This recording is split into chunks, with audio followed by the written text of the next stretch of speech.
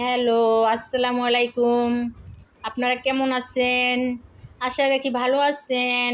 আজকে আমি আপনাদের সাথে গরুর মাংস রান্না করে দেখাবো কিভাবে অল্প মশলা দিয়ে গরুর মাংস রান্না করা যায় মাখায়া।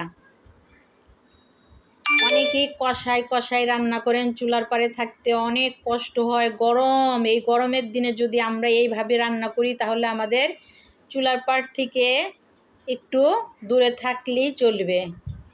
আমি এই গরু মাংসের ভিতরে কিছু পেঁয়াজ দিয়ে দিতেছি, মাখিয়ে রাখবো 1 ঘন্টা পর্যন্ত। আমি 3টা রসুন নিলাম, আপনারা আরও রসুন বেশি দিতে পারেন। তারপরে দিয়ে দিব কাঁচামরিচ। মাখায় রান্না করলে আমার কাছে অনেক মজা লাগে। অনেকক্ষণ রেখে দিলাম, গরম মশলা দিলাম, তেজপাতা দিলাম।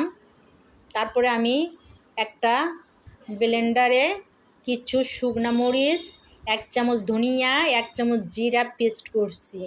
এটার ভিতরে আমি দই দিব, টক দই। টক দইটা আমি অনেক পছন্দ করি। এটার ভিতরে টক দই দিয়ে আমি নাড়াচাড়া করব। আমি অনেক খাবারে টক দই দেই, আমার টক দইটা অনেকই ভাল লাগে। আপনারা যদি টক দই পছন্দ না করেন দিবেন না। আমি পছন্দ করি তাই আমি টক দইটা এখানে দিয়ে দিলাম।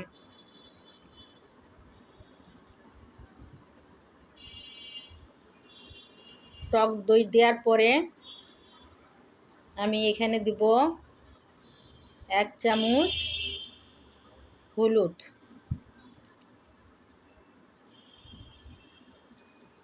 যে গরমের মধ্যে যদি আমি এখন পেঁয়াজ ভাজতে ভাজতে ভাজতে হাতেরও ব্যথা হয়, আবার গরমও লাগে।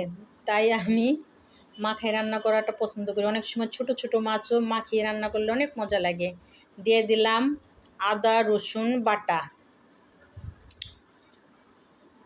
আমার মা চাচিরা ছোট মাছ অনেক সুন্দর করে মাখিয়ে রান্না করতো, আমার অনেক মজা লাগতো। নদীর ছোট মাছগুলা যদি চচ্চড়ি করতো, সেই মাছগুলি মাখিয়ে রান্না করতো সরিষার তেল দিয়ে। এখানে আমি ব্যবহার করতেছি সয়াবিন তেল পরিমাণ মতন। মাংসের মধ্যে এমনি তেল থাকে, তার মধ্যে বেশি তেল না দেওয়াটাই ভালো। আমি এখন সুন্দরভাবে মাংসগুলো মাখিয়ে নিব। সুন্দরভাবে মাংসগুলো মাখানোর উপর নির্ভর করবে আপনার মাংসের তরকারিটা কতটা মজা হয়েছে। আমি খুব সুন্দর করে মাখাচ্ছি, কিন্তু আমার হাতের অবস্থা কী হবে আমি জানি না, কারণ আমি মরিচ ধরতে পারি না। মরিচ দিয়ে কিছু মাখামাখি করলেই আমার হাতটা জ্বলে পুড়ে শেষ হয়ে যায়। কিছু পানি আমি এখানে ঢেলে দিলাম। এখন আমি এইটা 1 ঘন্টার মতন রেস্টে রাখবো। 1 ঘন্টা রেস্টে রাখার পরে আমি এটা চুলোয় নিয়ে আসলাম। চুলোয় আনার পরে আমি এটা 10-20 মিনিট পর্যন্ত রাখবো। রাখার পরে আমি ফিরে আসবো, এখানে দেখব অবস্থাটা কি। 20 মিনিট হয়েছে, আমি চলে আসছি। আমার মাংসটার অবস্থাটা কীরকম হইলো দেখি। হ্যাঁ, কালারটা খুব সুন্দর আসছে। নাড়াচাড়া করে আমি আবারও এটা ঢেকে দেব। ঢেকে দেওয়ার পর মানে আমার বারবার এখানে আসতে হচ্ছে না। আর আমি যদি মাখিয়ে রান্না করতাম অনেকক্ষণ আমার দাঁড়িয়ে থাকতে হতো।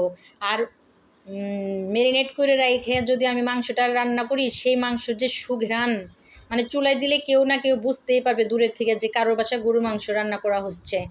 তাই ম্যারিনেট করে রাখলে সেই মাংসের তরকারিটা আমার অনেক মজা লাগে। আমি এই মাংসটা রুটি দিয়ে খাবো, তাই একটু ঝুল ঝুল রাখবো। এখানে আমি কিছু আলু দিলাম, কারণ মাংসের মধ্যে আমি যে আলুগুলা ব্যবহার করি, এই আলুগুলো আমার বাচ্চারা খুবই পছন্দ করে। তা আমি মাংসের ভিতরে আলুটা বেশিই দিই।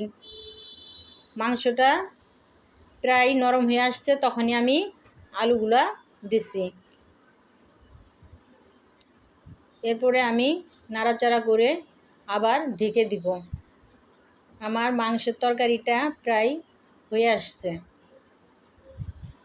জালটা আমি একটু বাড়িয়ে দিলাম। কিছুক্ষণ রান্না করার পরে দেখলাম যে আমার আলুগুলি সিদ্ধ হয়ে গেছে। তাই আমি এখানে এখন কয়েকটা কাঁচামরিচ দিয়ে দেব। কয়েকটা কাঁচামরিচ দেওয়ার পরে আমি এখানে দিয়ে দিব জিরার গুঁড়া। বাস কমপ্লিট আমার রান্না। এখন আমি একটু দমে রাখবো। দমে রাখার পরে আমার মাংস তরকারিটা আমি নামিয়ে ফেলবো। আপনারা অবশ্যই এইভাবে মাংস তরকারি রান্না করবেন। একদিন হলেও রান্না করে দেখবেন যে কীরকম টেস্ট হয়। আমি প্রায় এইভাবেই রান্না করি। গরুর মাংস আমি অধিকাংশ সময় মাখিয়ে রান্না করি। আমি মাখিয়ে রাখি সকালবেলা, তারপরে দুপুরের দিক চুলায় দিয়ে দিই। বাস আমার মাংসের তরকারিটা রেডি।